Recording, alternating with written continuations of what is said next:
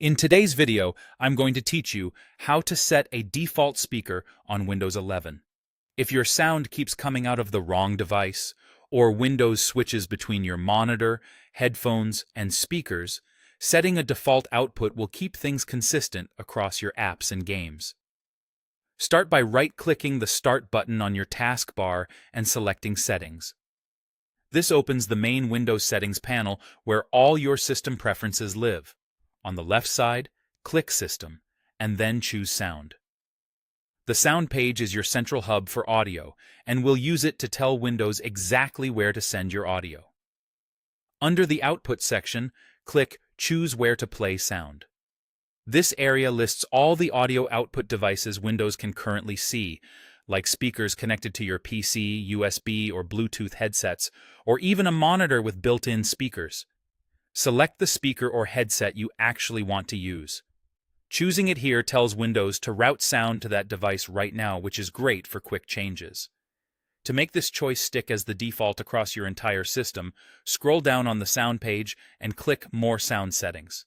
This opens the Classic Sound window, which gives you deeper control and ensures your selection becomes the default every time. In the Sound window, go to the Playback tab. You'll see a list of available playback devices.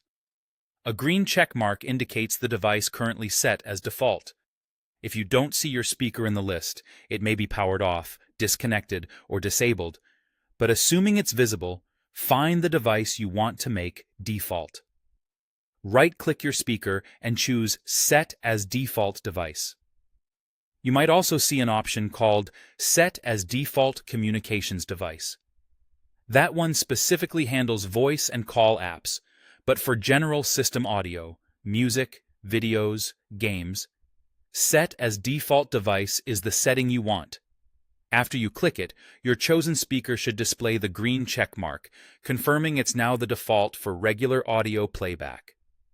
When you're done, click OK to save your changes and close the window.